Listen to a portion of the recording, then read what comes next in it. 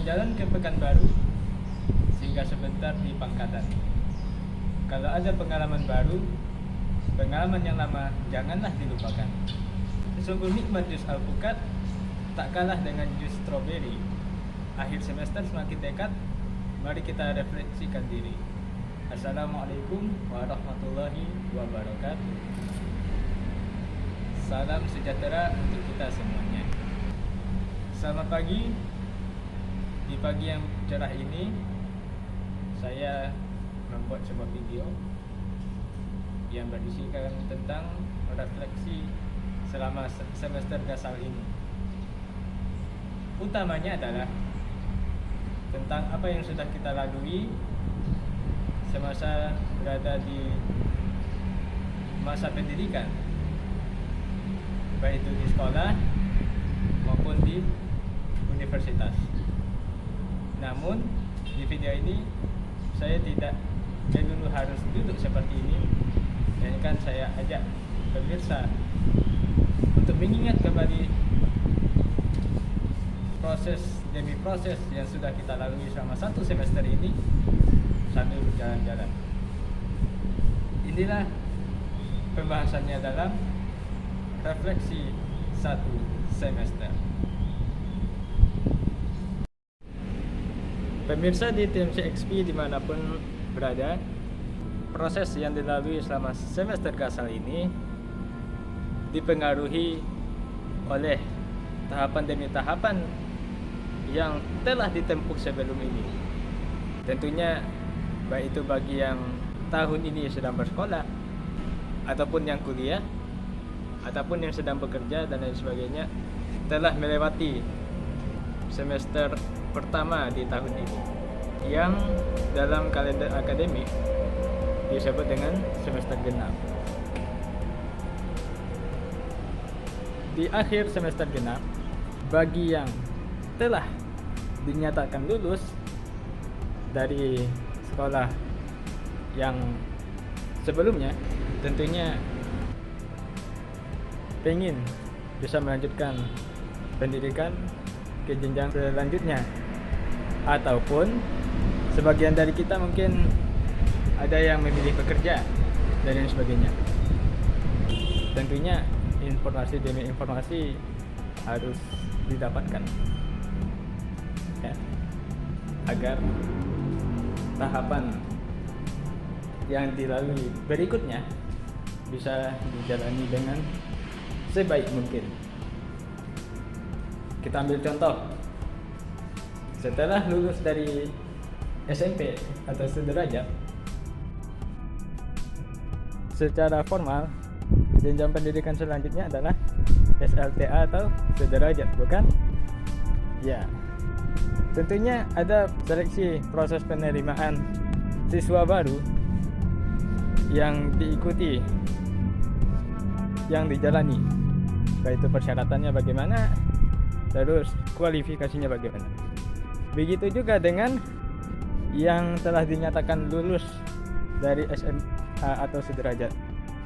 Walaupun ujian akhir belum dilaksanakan, tetapi biasanya di awal tahun ini telah diumumkan siapa yang berhak mendaftar ke PTN dengan jalur prestasi maupun yang tidak. Seperti itu. Biasanya ada di awal bulan. Bagaimanapun jalurnya, persiapan demi persiapan harus dilakukan. Bagi yang mendaftar di jalur prestasi, pihak sekolah atau madrasah telah mengimbau kepada semua siswa terpilih untuk segera merekapitulasi nilai yang telah diperoleh. Ada helikopter.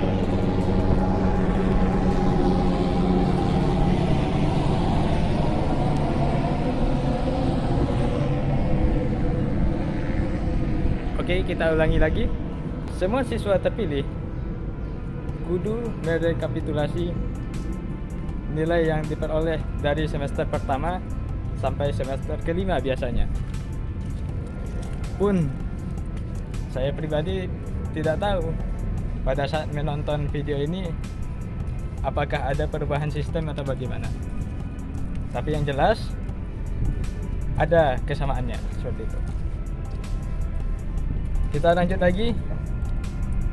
Setelah tahapan masuk sekolah baru atau PTN baru sudah dijalani, tentu ada hasil dong. Kemungkinannya ada dua, yaitu diterima atau harus mencoba lagi. Kalaupun misalnya ada yang diterima di sekolah atau perguruan tinggi yang dipilih, bersyukurlah, karena itu kesempatan yang sangat luar biasa, peluang emas. Tapi kalaupun bagi yang belum, masih ada jalan lain, mungkin dengan jalur tes atau mandiri dan lain sebagainya.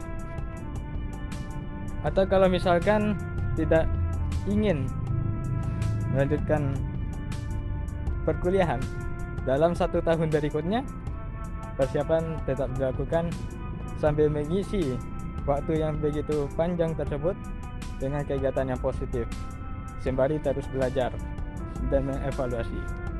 Yang kita kenal masa itu sebagai gap year.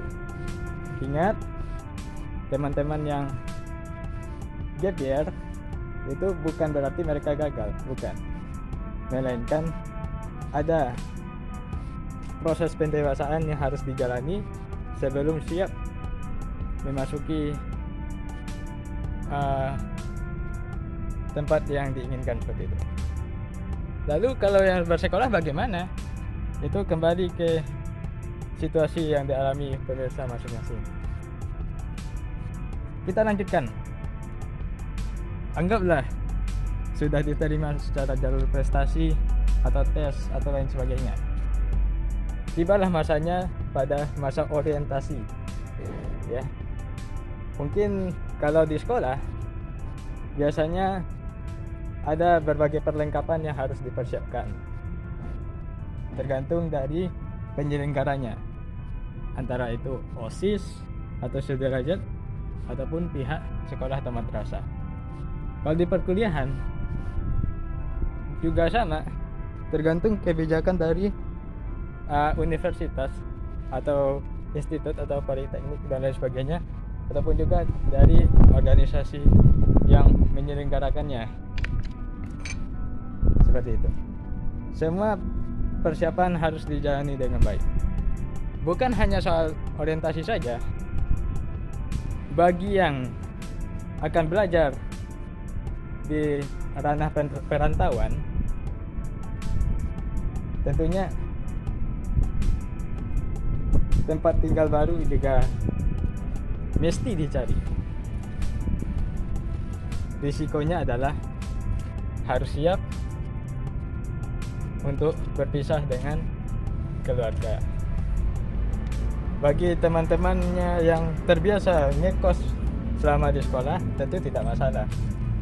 Sudah dijalani, sudah tahu bagaimana lika-likunya.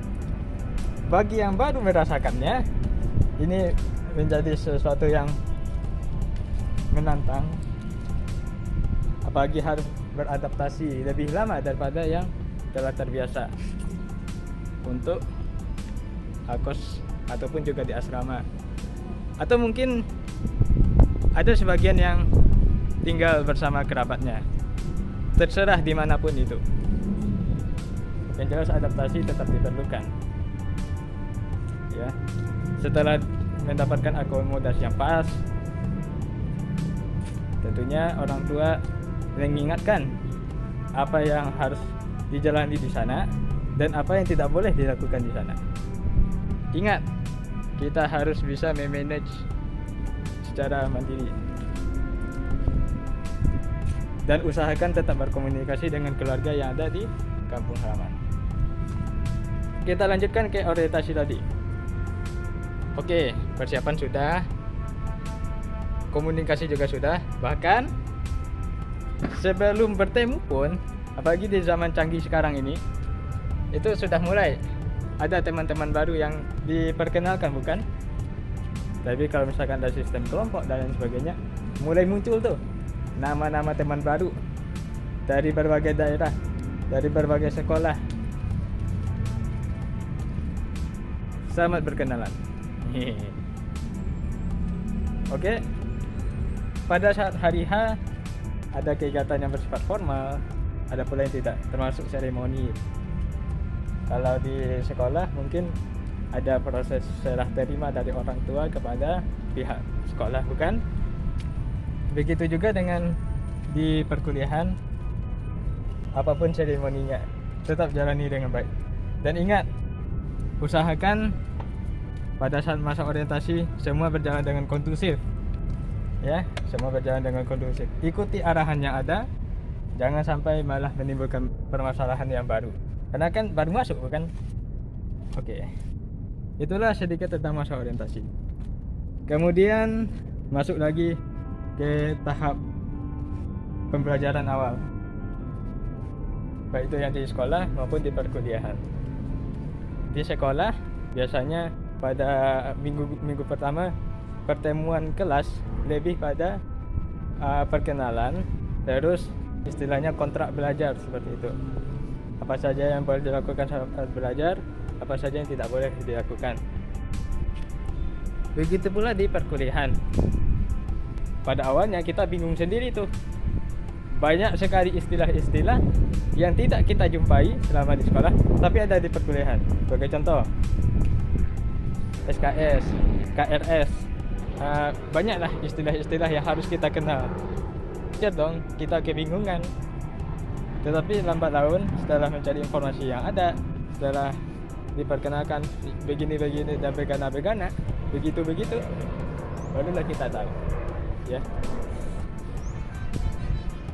Mungkin awalnya pas momen-momen awal, pada saat pembelajaran di awal, semangat masih menggebu-gebu, masih tertarik mencoba ini, mencoba itu. Tetapi mungkinan pada saat proses berlangsung lama mungkin ada yang mulai bosan. Di masa awal ini mulai banyak hal baru yang dicoba, termasuk juga ilmu baru. Ada yang memang sudah dipelajari sebelumnya dan diulang kembali. Ada pula yang benar-benar baru bagi kita untuk dipelajari seperti itu. Maka saya pribadi menyarankan dari sekarang, jangan pernah meremehkan atau membenci satu mata pelajaran pun yang pernah dipelajari, karena ada kemungkinan besar hal yang sama, materi yang sama diulang kembali di jenjang pendidikan berikutnya seperti itu. Benar bukan? Oh, katakanlah matematik, mungkin kesulitan dalam mengerjakannya, tetapi bukan berarti itu bisa ditinggalkan. Karena di perkuliahan pun, kalaupun jurusannya yang selinear, tentu yang namanya matematik dipelajari kembali. Begitu pula dengan bahasa. Pelajaran bahasa Indonesia misalnya, dari SD sampai kuliah pun tetap akan dijumpai materi tentang jenis-jenis kata, predikat, ataupun menemukan ide pokok bacaan dan lain sebagainya. Tetapi tentunya ada sedikit atau banyak perbedaan. Mungkin di tingkatan sebelumnya yang basic, kemudian di tingkatan yang lebih atas adalah pengembangannya atau advance-nya, seperti itu. Pokoknya jangan sampai kita menganggap satu bidang studi pun tidak penting, karena semuanya bisa dipelajari, insyaallah. Oke, selain tentang kuliah, selain tentang belajar di sekolah juga, tentu ada yang namanya ekstrakurikuler. Di sanalah bisa mengasah minat dan bakat sesuai yang dimaui, tergantung dari apa yang tersedia di sekolah ataupun di perkuliahan. Silakan diikuti. Khusus bagi yang kuliah, banyak yang menyarankan di 2 tahun pertama ini cobalah berbagai hal apa saja yang diminati, explore terus, pelajari terus, kalau perlu masuk ke dalam UKM atau lembaga khusus yang sesuai dengan minat masing-masing. Benar bukan? Karena banyak sekali manfaat yang diperoleh. Ini sedikit cerita. Pada saat memasuki organisasi, baik itu yang ada di internal sekolah atau perkuliahan ataupun yang di luarnya, tentu ada proses seleksi juga dong. Kalau di sekolah, kita ambil contoh OSIS, tentunya ada sistem seleksinya, termasuk wawancara, termasuk menulis esai dan lain sebagainya, dan lain-lain. Tentu teman-teman yang merasakannya, yang pernah bersekolah tentu tahu. Kalau di perkuliahan itu banyak sekali proses pengkaderan yang dijalani. Bahkan seringkali ada yang seolah-olah menurut kita, waduh ini kayaknya menantang banget ya, menantang banget. Ada yang istilahnya menguji mental kita, menguji kesabaran kita, menguji seberapa serius sih kita masuk ke sana. Tapi ingat, jangan menyerah, jangan sekali-sekali menyurutkan niat. Kalaupun memang itu yang dipilih, itu yang ingin dipilih, karena bisa saja setelah tantangan demi tantangan dalam proses pengkaderan tersebut akan banyak hal-hal baru yang menyenangkan kita, yang bisa dirasakan, bermakna banget kalau kita sudah menjadi anggotanya. Ya, itu cerita sedikit. Selain ekskul ada pula perlombaan. Perlombaan baik itu yang akademik maupun non akademik. Semua itu tersedia untuk menunjang kompetensi kita. Karena di zaman sekarang ini kurang afdol kalau hanya melulu pergi ke sekolah atau kuliah untuk duduk di kelas, ada helikopter,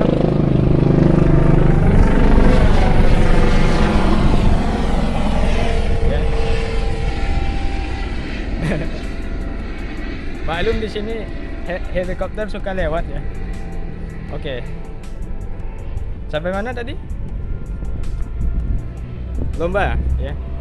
Jadi perlombaan tersebut ataupun yang lainnya yang bisa diikuti, silakan ikuti sesuai kompetensi Anda. Tentunya agar kompetensi kita, soft skill kita bisa dilatih. Bagi yang lombanya bersifat akademik, tentunya dibutuhkan penguasaan ilmu pengetahuan yang lebih daripada yang sekadar dipelajari di kelas.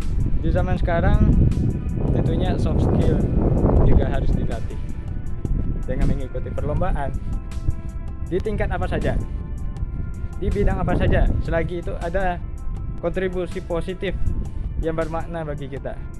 Syukur-syukur kalau bisa jadi pemenang. Jangan takut untuk mencobanya. Kalau misalkan gagal dalam perlombaan tersebut, itu bisa dievaluasi, berarti ada yang perlu ditingkatkan, seperti itu. Ya. Pun juga setelah mengikuti organisasi atau ekstrakurikuler, banyak ilmu-ilmu baru, misalkan dalam kepemimpinan atau event organizer, yang bisa dipelajari, yang bisa diikuti terus, karena itu besar sekali pengaruhnya bagi kita. Seperti itu ya, seperti itu. Utamanya misalkan kita menyelenggarakan sebuah lomba di sekolah, lomba olahraga atau kelas meeting, ya bisa diikuti setelah bergabung menjadi anggota organisasi ya. Pokoknya banyak sekali pengalaman yang bisa didapatkan. Kemudian kita geser lagi, setelah belajar, tentunya ada ujian. Ujian itu fungsinya adalah agar bisa mengukur sejauh mana kita sudah memahami pelajaran yang disampaikan ya, yang bisa disampaikan oleh guru atau dosen kita. Dengan adanya ujian, berarti kita harus mengulang kembali pelajarannya. Dan saya yakin setiap kita memiliki cara yang berbeda dalam mempersiapkan ujian tersebut. Walaupun ya memang tak bisa diremehkan sih. Ya, yang namanya ujian bukan cuma sekedar cap cip cup pilih A, B atau C saja. Tapi juga di sana dibutuhkan kejujuran. Sejauh mana sih ilmu yang sudah kita pelajari? Udah paham belum? Ya. Persiapkan dengan baik. Seperti itu. Kemudian sedikit cerita tentang tantangan yang dihadapi di luar kegiatan-kegiatan yang ada di sekolah atau kuliah, utamanya daily life. Kita tahu bagi yang masih bersama orang tua, bersyukurlah segalanya bisa dipenuhi oleh orang tua, atau kalau ada yang ikut membantu orang tuanya bagus ya, bagus banget. Gunakan kesempatan yang ada selagi bersama orang tua kita. Dan bagi yang merantau, ceritanya sedikit berbeda. Mungkin pas awal-awal ada yang pernah merasakan sedih, murung, ya, istilahnya homesick gitu, kangen banget. Tapi kalau pengen cepat pulang nggak bisa. Makanya dibutuhkan sedikit me time ya. Ingat, kita sendirian, berarti kita harus menghadapi tantangan kehidupan yang ada. Terkadang pula sakit ya. Kalau misalkan masih bersama orang tua di rumah, masih ada yang bisa berawat, termasuk saudara. Tapi kalau misalkan merantau, sebisa mungkin jangan dipendam sendirian. Kasih tahu pada yang bisa dipercaya, bisa disampaikan juga kepada keluarga. Semoga keadaan tersebut bisa teratasi dengan baik tanpa menimbulkan kecemasan yang berarti. Seperti itu. Oke, dari tadi kita sudah membahas tentang hal-hal yang yang terjadi selama satu semester ini sampai pada detik ini ya, sampai pada ujian akhir semester maupun penerimaan raport dan lain sebagainya. Sekarang tibalah di penghujung semester 1 ini.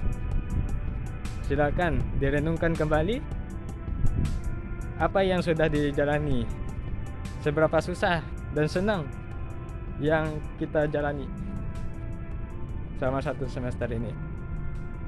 Kesimpulannya adalah satu semester yang baru ini merupakan momen yang baru bagi kita, bagi yang baru masuk sekolah ataupun kuliah di tempat yang baru. Semoga di semester besok kita menjadi lebih baik lagi. Semoga pengalaman yang berkesan menjadi pelajaran bagi kita yang bisa kita ingat terus sampai nanti di masa kesuksesan. Ingat juga bahwa semester 1 ini, semester Gasal ini bukan cuma cerita bagi yang baru masuk aja. Tentunya ada pula yang memang sudah menjalani proses-proses tersebut sejak lama. Mungkin ada yang sekarang masuk tahun kedua, tahun ketiga, dan seterusnya. Sampai jumpa di semester yang akan datang. Selamat bergabung kembali bersama keluarganya bagi yang pulang. Bagi yang belum, terus komunikasikan dengan keluarga. Semoga suatu saat bisa berkesempatan untuk bersama-sama keluarga kita, dan semoga keluarga kita bisa merasakan buah dari perjuangan kita selama ini. Seperti itu. Sebelum ditutup, saya mengambil filosofi dari helikopter. Helikopter itu pada awalnya terparkir di tempat infrastruktur base-nya. Kemudian dipakai oleh pilotnya untuk mengudara menuju tempat tertentu. Pada saat di udara, tentunya helikopter itu harus seimbang agar bisa terbang dengan baik tanpa jatuh, tanpa ada risiko jatuh. Maka dibutuhkan perlengkapan, dibutuhkan desain dan konstruksi yang baik agar bisa terbang dengan performa yang terbaik sampai nanti mendarat. Begitu juga dengan kita. Kita baru saja memulai proses yang baru, kemudian selama menjalaninya banyak tantangan demi tantangan, terkadang menyebabkan kita merasa terombang-ambing laksana helikopter tadi. Tapi berusahalah, bangkitlah, jangan sampai pada akhirnya terjatuh. Kalaupun pada situasi yang sulit, yakinlah Tuhan bersama kita. Semoga dengan adanya kesabaran, dengan adanya persiapan, dengan adanya performa yang baik dari kita bisa mencapai puncak kesuksesan di tujuan kita masing-masing. Sekian dari saya. Terima kasih. Assalamualaikum warahmatullahi wabarakatuh. Sampai jumpa di puncak kesuksesan. Sampai jumpa di semester genap.